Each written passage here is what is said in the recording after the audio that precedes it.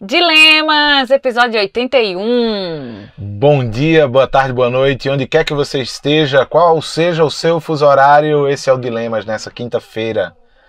Como é que você tá, Luanda? Tô ótima, e você? Eu tô, né? Tô aqui levando essa pandemia daquele jeito. Essa barra que eu gostar de você. Essa barra que eu gostar. Esperamos que vocês estejam bem, com saúde, se mantendo na medida do possível isolados, para aqueles que têm esse privilégio de se manterem isolados, lavem as mãos, usem máscara, claro, e por favor não tomem cloroquina. Esse é o recado de hoje, esperem a vacina, ela vai chegar. Hoje a gente tem um dilema, recheado. Gatilhos, alerta de gatilho para mim. Eita, vamos lá então. Acho que antes de ler a gente já pode soltar a vinheta, não é isso? Caboge, por favor, meu querido, solta a vinheta. Dilema vem do latim. São duas premissas, pontos de vista contrários. E aí, ao ceder ou negar uma delas, se chega a um novo lugar. Um problema Que é um confronto entre duas soluções. No dicionário hipster, treta. Situações embaraçosas. Dilema É um problema a ser resolvido, ou não. a ser entendido. Putz, discordo. Então temos um dilema. Bem-vindas e bem-vindos. Esse é o Dilemas, podcast com Lua Barros. e Pedro Fonseca. Dilema de uma Valentina. E vale muito esse começo dela, que ela fala assim, ó. Olá, adoro o podcast de vocês e hoje trago a minha história, confiante nas palavras iluminadas dos queridos apresentadores.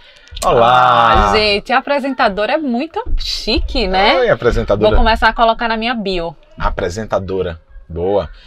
E ela segue, veja bem, viu? Em bold.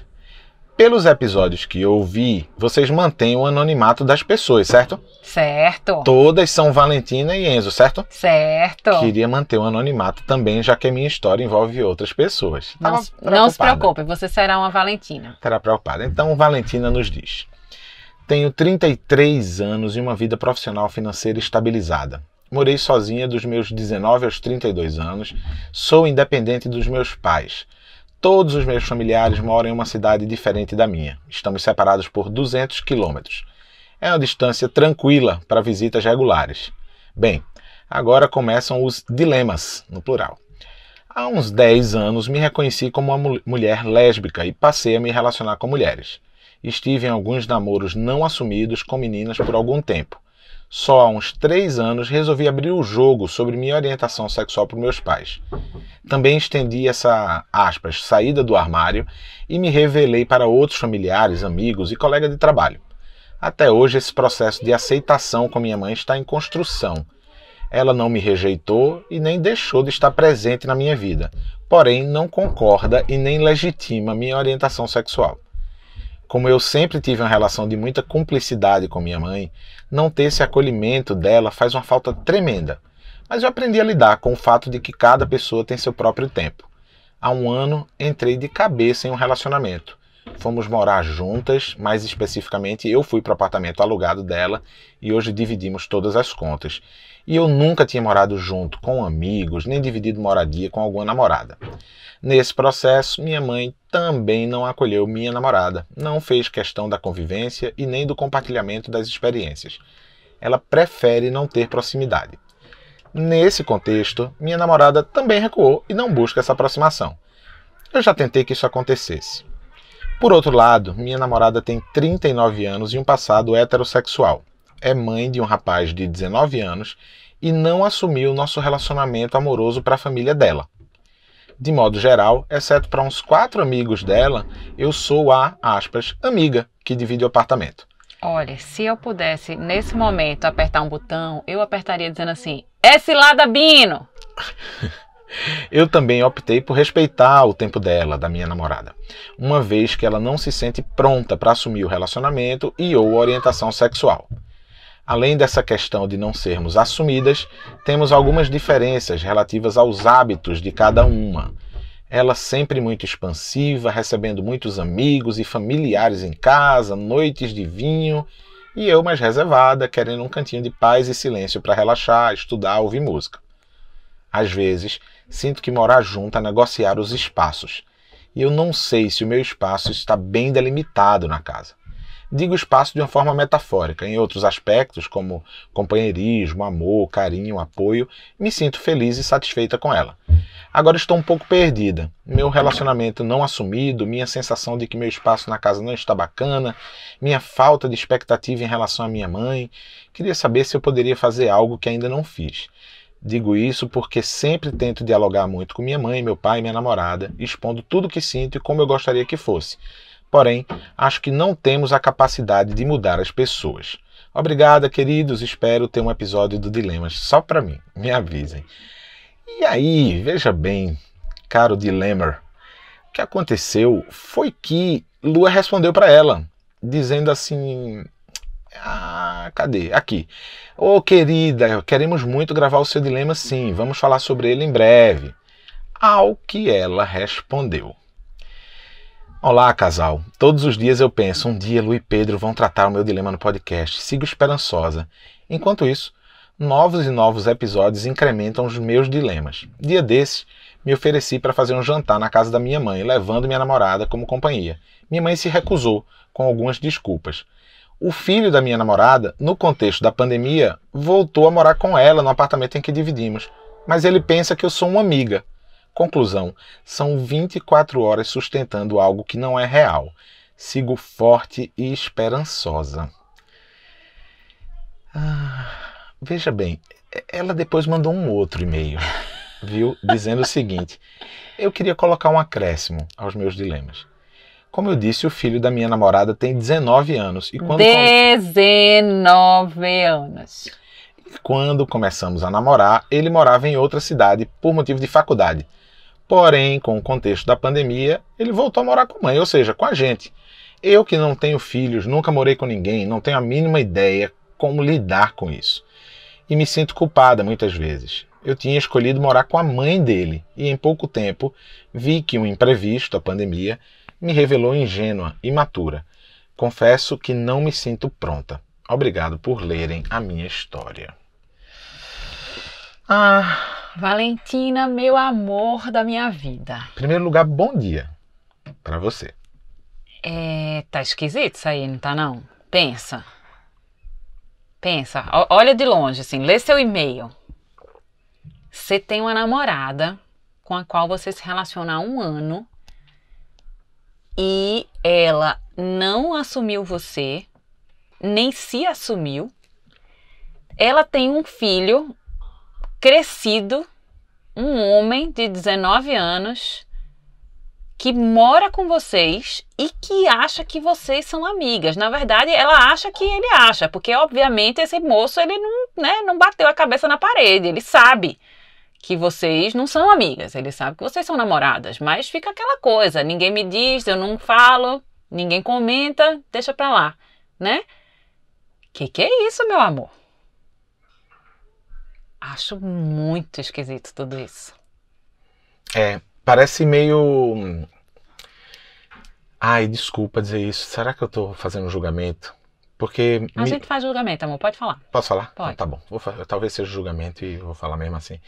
Me soa como uma coisa adolescente, sabe? Assim, essa coisa meio adolescente, assim, de você topar umas coisas, mas é isso, assim, não ser assumida como namorada. Seria uma pergunta que na adolescência você faria assim, tá, você namora com a pessoa, mas a pessoa também namora com você? Você acha que a Valentina que escreveu é meio inocente, porque, desculpa, eu acho a Valentina, a que é mãe, que é a namorada, eu acho quase mau caráter. Eu acho que tem uma junção aí de coisas ao mesmo tempo, assim, eu acho que tem... Bom, primeiro vamos lá para trás. Primeiro, tem uma sociedade muito escrota, intolerante, arcaica, patriarcal, misógina, né? Que sustenta tudo isso, né? Que dá sustentação a essa coisa que é esse esconderijo nas relações homoafetivas. Então, a primeira coisa, tem uma responsabilidade da sociedade em ser menos hipócrita do que ela é. A sociedade, em pleno 2021, apesar de a gente estar mergulhado numa cultura que é uma cultura que vem dessa Europa, sabe, ibérica, portuguesa, que é super católica, super cheia de, né? A gente foi colonizado e doutrinado por esse tipo de pessoas. Então, o Brasil, especificamente, tem essa complexidade, que é uma complexidade de uma intolerância tremenda ao que foge de qualquer padrão imposto pelas igrejas. E aqui eu estou falando dos católicos, mas hoje isso é potencializado de uma forma muito pior pelos neopentecostais. Mas essa intolerância da sociedade intimida as pessoas. Então eu queria dar esse passo histórico, porque acho que no caso das duas, tem camadas desse dilema que acontecem que são respostas a isso. Então, por exemplo, a mãe dela que não aceita, que não acolhe, que não recebe para o jantar, é uma mãe criada e orientada por esses preceitos, essas premissas muito escrotas socialmente, né? E pra mim bate uma dor tremenda, porque ela fala, né, eu sempre tive uma relação de muita cumplicidade com minha mãe. E agora eu não tenho mais, assim, cadê aquela minha mãe? E aí eu fico pensando que essa mãe, ela tinha uma relação de cumplicidade com a filha que ela projetava, não com a filha que ela tem de verdade. Era fácil ter essa cumplicidade com a filha que ela idealizou, que iria casar e ter filhos. A filha que cabia no sonho dela, do que era a filha, né? Exatamente, que cabia no sonho dessa mãe, da né? mãe. E aí a própria mãe não dá espaço para que a própria filha tenha autonomia para ser quem ela quiser. E é muito bonito da parte dessa Valentina ficar num processo muito resiliente de dar à mãe toda a benevolência, assim, né? Ela é resiliente, assim, de dizer, não, tudo bem, minha mãe tem o tempo dela, eu continuo insistindo, e minha mãe continua se esvaindo, e eu continuo tentando, e minha mãe não aceitando. E eu penso que a gente precisa estabelecer certos limites, porque isso é uma violência contra a gente mesmo. Muito grande. Né?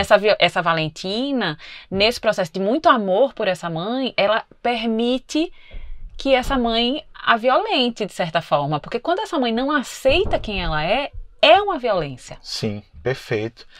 Tem do outro lado, também eu acho que por conta dessas premissas históricas, tem do lado da companheira dela que tem 39 anos, que tem um filho de 19 e tal, também tem uma opressão social. E essa opressão ela aplica na Valentina. Ela aplica na Valentina e sinto que ela aplica no filho, porque aí também, veja bem o que acontece. Não acho que é opressão no filho não, acho que ela é mentirosa. Não, mas vamos Tô com raiva. Eu sei que você está regida na raiva. Não, mas sabe o que eu ia te falar? Porque eu sinto que é uma... Não, é uma pressão diferente, eu acho, mas há uma... Talvez não seja uma pressão, mas seja uma pressão. Que eu escondo a minha existência do meu filho, né? E aí a opressão provavelmente essa mãe deseja que o filho seja verdadeiro com ela, conte como é que tá a vida dele, não como é que tá na faculdade. Seja um cara bacana, honesto. E ela não pratica isso com ele. Sim. Então, não acho que isso é opressão. Não é uma opressão, não. Isso é uma sacanagem mesmo. Tá, tem razão. É uma expectativa, sei lá mas assim...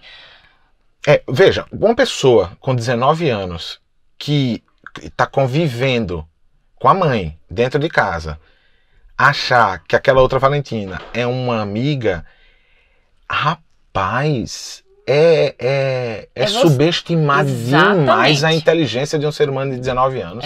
Eu acho também. Em primeiro lugar, assim, é lógico que ele sabe que vocês são um casal. Vamos partir dessa largada. É óbvio. A maneira como as pessoas se olham, a maneira como as pessoas se tocam, como oferece o café para outro. Gente... A não ser, Valentina, que essa relação ela esteja tanto no campo da mentira que de verdade vocês estejam se tornando amigas.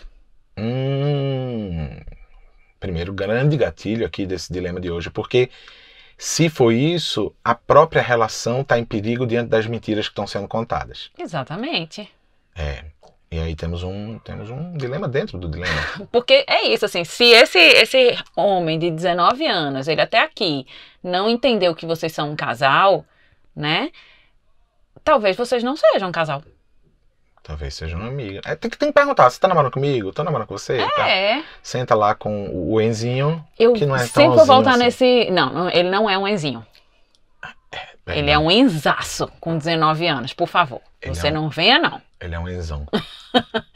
Eu sempre volto nessa lembrança, assim, quando eu tive Covid, né? Que a gente ficou uma semana sem se tocar, assim, né? A gente se olhava, eu olhava o papel quase com um olho de cachorro pidão, assim. Caramba, que difícil ficar sem se tocar, ficar sem se abraçar. Imagina você, sem ter Covid, você ter que viver uma mentira onde você não encosta no outro, você não pega na mão do outro, você não... não faz um carinho durante o dia inteiro.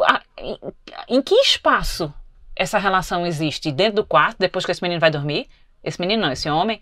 Não, mas provavelmente ele dorme mais tarde que ele tá com 19 anos. Esse cara tem muito hormônio, tem muita coisa, tem muita série pra ele assistir na madrugada. Para com isso. Não. Eu não acho sustentável. Não entendo. Não entendo. Eu queria uma explicação, na verdade, que era...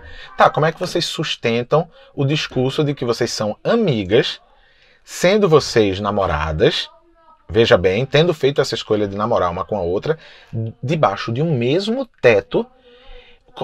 Que teatro é esse que vocês estão fazendo diante dos olhos desse cara de 19 anos? Primeiro ponto é esse.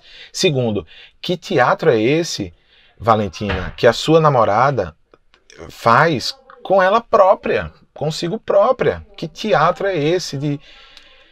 Eu não sei o tamanho dessa dor, que é a dor de sair do armário diante de uma sociedade tão machista, misógina e escrota. Sim. Não sei. Não sei o tamanho dessa dor que é, de você chegar, por exemplo, no trabalho sabe, e chegar nos seus núcleos familiares e dizer, porque, de novo, a sociedade é opressora em relação a isso. Mesmo, é uma tremenda barbárie que se faz com as pessoas que têm relações homoafetivas ou que têm qualquer outro tipo de orientação ou escolha ou padrão que seja diferente daquilo que se consolida como sendo normal. E esse normal precisa ser questionado. Não há normal. O normal é o que a gente quiser ser. Isso é o normal. Não há nenhum tipo de anormalidade nas nossas escolhas. Mesmo. Nos nossos afetos, nos nossos desejos, né? Mesmo. Então, assim, eu te lendo, Valentina, me bate uma dor tremenda de pensar que vocês estão numa encenação muito dolorosa. E eu fico pensando também, Valentina, já que foi você que escreveu o e-mail pra gente, eu fico pensando assim, por que você tem se encolhido tanto pra caber numa relação que não te banca? Rapaz, viu, Valentina? Essa é Luanda, aqui falando a real. Por que você acha, ou por que você normalizou esse modelo de relação onde você não existe? Você não está colocado, você falou dos espaços da casa, né? Os espaços da relação. Qual é o espaço que te cabe? Porque me parece que você está sendo asfixiada por essa relação. Sim. Você não é vista. A escolha do casal, ela existe num lugar muito pequeno. Por quê? Por que você está dizendo sim para isso? Eu lembrei de uma cena da minha infância. Eu devia ter uns 12 anos, 13, no máximo 13 anos. E havia um núcleo de amigas e amigos da minha mãe. Cara, eu lembrei de tudo agora dessa. Eu lembrei da casa onde haviam os encontros, da música que tocava. Eu lembro que na frente tinha um bar lá no Recife, no bairro das Graças, ali perto da Rua Amélia. Não vou lembrar o nome do bar, mas foi nesse bar que eu vi pela primeira vez TT Espíndola cantando Caso do acaso bem marcado em cartas de tarô. E eu lembro que aquelas pessoas, homens e mulheres, tinham uma liberdade enorme assim, no afeto, no toque, no beijo, não sei o que e tal. E apesar de eu não saber dar nome às coisas, alô Natália, nossa querida parceira aqui apesar de não saber dar nome àquelas coisas, eu entendia aquilo como um enorme amor que havia entre elas. E eu não sabia quem namorava com quem. A real é essa. Eu sei que nessa época minha mãe, ela não estava no segundo casamento. Eu não lembro direito qual era a situação. Ou se estava ainda, era um negócio meio esquisito.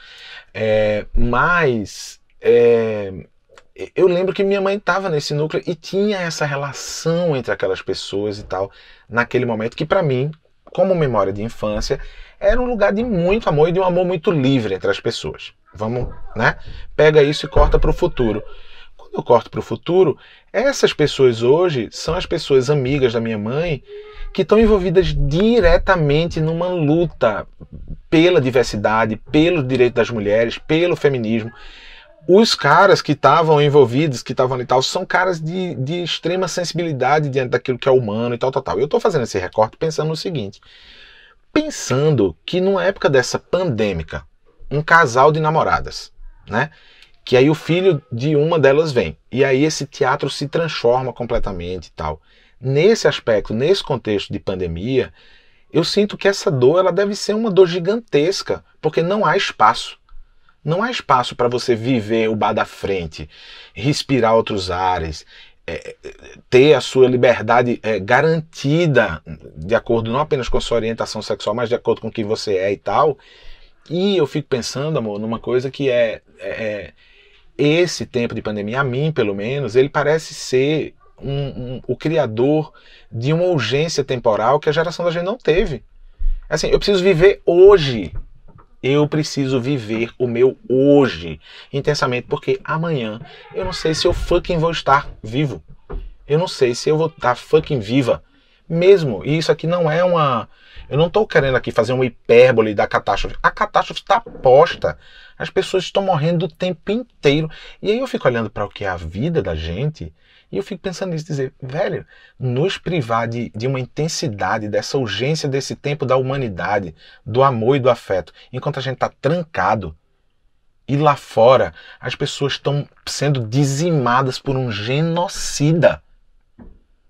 E aí você tem um amor diante de você, diante de uma casa, de um teto, e você não manifesta isso para fazer parte de um teatro. Caramba, que dor é essa? Eu te ouvindo, né, eu fiquei pensando, né, você falou assim, eu não sei qual é a dor de expor, de se assumir, de sair desse armário diante dessa sociedade, né? Mas eu penso, Peu, que a dor de se esconder, de viver nesse esconderijo, que é o armário metafórico, né, para as pessoas que são gays, para as mulheres que são lésbicas, para quem é bi, quem quer o que quer que seja ser, ela é muito pior do que a possibilidade de não viver essa vida que tá, ó, o relógio tá tic-tac, tic-tac, tic-tac. E a grande angústia tem sido essa. A vida tá por um fio. Sempre esteve por um fio, mas agora tá pior, porque tá faltando oxigênio, tá faltando leito de hospital, tem um vírus que a gente não sabe onde ele vai estar, né? E a nossa ida à padaria pode fazer com que eu me contamine e eu não sobreviva. Enfim, a gente realmente está diante do desconhecido. E a brevidade da vida ficou mais evidente. Então, ainda que seja doloroso lidar com uma mãe ou um pai que não acolha, é pior você ainda, se né? diminuir, se oprimir, você silenciar quem você é. Então, assim, Valentina, essa vida não tá fazendo sentido. Mesmo. Essa mentira toda não tá fazendo sentido. Veja só como para você encontrou um caminho super bonito de entendimento com essa mãe. Ainda que não seja o caminho que você gostaria, mas por que você fez isso? Porque você existir sendo quem você é, amando quem você quiser amar, foi mais importante do que a manutenção de uma expectativa que essa mãe tinha. E aí, quando você vai se relacionar com uma Valentina, ela te oprime, ela te silencia. Ela, diante dos problemas dela e dos medos dela, ela te coloca nesse mesmo balaio, nesse mesmo barco. Por que você está dizendo sim para isso? É muito, muito forte isso, pensar que, caramba, sabe, você está deixando, na verdade, viver sua vida. Porque a verdade é que, ao reler esse meio dela, a sensação primeira que vem é de alguém que não está vivendo a própria vida, está vivendo a vida... Tá vendo o teatro da outra. Tá vivendo a vida que as outras pessoas estão dizendo qual é o papel dela, sabe? E essa falta de autonomia, de liberdade das nossas identidades, ela não pode perdurar. Ela não pode. A gente adoece diante dessa sensação de se olhar no espelho e não se reconhecer. Ou seja, eu não sei quem eu sou nesse enredo que tramaram para mim. Esse papel não é meu. Não sou eu que estou escrevendo essa história. Porque a história que a Valentina traz pra gente é a história de alguém que pela primeira vez foi morar junto com alguém, né? Ou seja, É a história de uma mulher que há 10 anos ela entendeu e ela disse, não, assumi aqui minha orientação sexual e namorou outras pessoas, que provavelmente teve momentos de confronto com essa mãe e teve esse momento de submissão. Essa gangorra perversa também de dizer assim, não, eu tô namorando com alguém e depois aí a mãe fecha a cara, não manda mensagem mais no WhatsApp, não manda meme, aí silencia essa relação. E aí a Valentina tenta se adequar a isso para não perder, entre aspas, a relação com a mãe. De onde é que tem que vir esse esforço, entende? Tem uma pós-pergunta do ouvinte. Então vai lá. Cabode, solta a vinheta, por favor, meu amigo. Quem sabe, talvez, suposta pergunta, se fosse uma vez, suposta pergunta do ouvinte. Valentina tá lá ouvindo esse dilema, Oxalá. pensando com os botões, o que é que eu faço? E aí, digamos que ela decide, então tá bom, então realmente eu olhei, assim, eu vi que desse jeito não dá pra mim. Mas e se a Valentina não quiser de fato assumir essa relação para esse filho, para esses parentes, não quiser abrir espaço para essa Valentina na própria vida? Eu devolvo com pergunta que é... Não. A regra é, eu fiz a pergunta, você responda. Tá bom, então eu vou responder primeiro me perguntando em voz alta uma coisa. Primeira pergunta que eu me faço em voz alta é, qual é a relação que se sustenta? Qual é a relação que se sustenta quando você não existe? Quando você não é uma relação de casal, quando você não é reconhecido pela outra pessoa como uma parceira, como uma namorada, como qualquer nome que a gente quiser dar, companheira, diante dos olhos das outras pessoas. O que é isso? Como é que se sustenta uma relação onde o seu papel, o limite dele é, suponhamos, quando a porta fecha? Quando não tem mais ninguém. Que relação é essa em qualquer casal, seja homoafetivo ou heteronormativo, ou trisal ou bissexual, onde esta relação só acontece quando ninguém está olhando? Isso é uma relação? Bom, estou me fazendo essa pergunta em voz alta e agora eu vou tentar responder.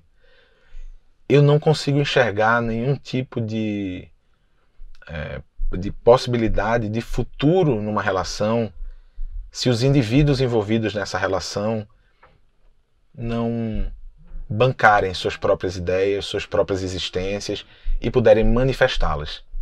Eu não acredito numa relação de casal onde a voz de um abafa a voz do outro. Eu não acredito numa relação de casal onde um diz por outro assim, não, a gente é casal, mas ó, neste lugar, nesses outros não. Imagina. Parece conversa de amante. É, total. Então assim, não vejo um futuro de relação nisso.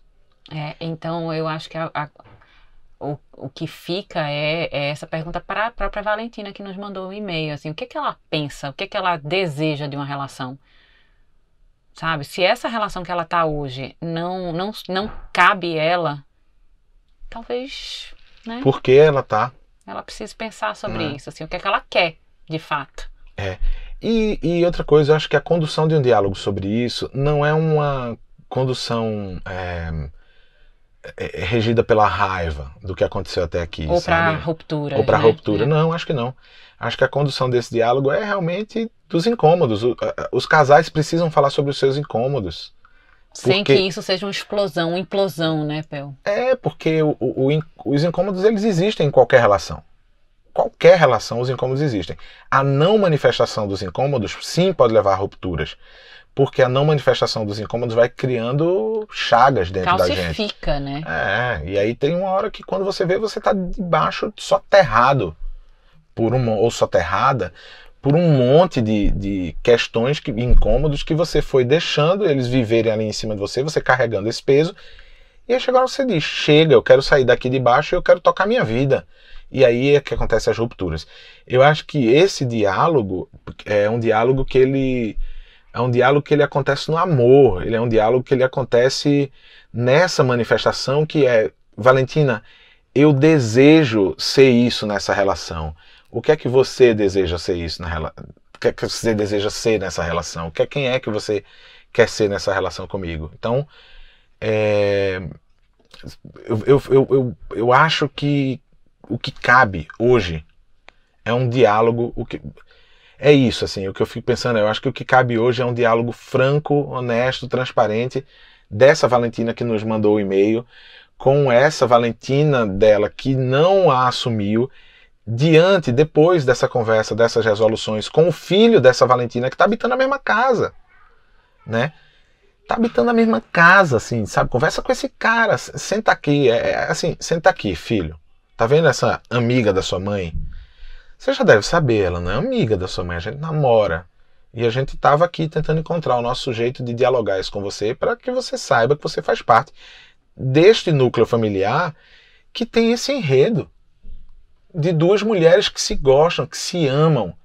E aí, olha como pode ser bonito isso, né? Eu fiquei pensando, né, assim, que essa dificuldade dessa Valentina de dialogar com esse filho, né, mostra o nosso próprio preconceito, né, as nossas próprias amarras, os nossos próprios machismos e como a gente tá nessa cadeia sem nem perceber. Porque, assim, há uma manutenção dessa mãe, que é a mãe que ocupa um lugar sagrado, santificado, né? Essa mãe, ela não pode ter desejos, essa mãe, ela não pode sair fora dessa caixinha, porque senão vai ser muito sofrido para esse filho, e esse filho não vai dar conta. Não, e dá conta sim.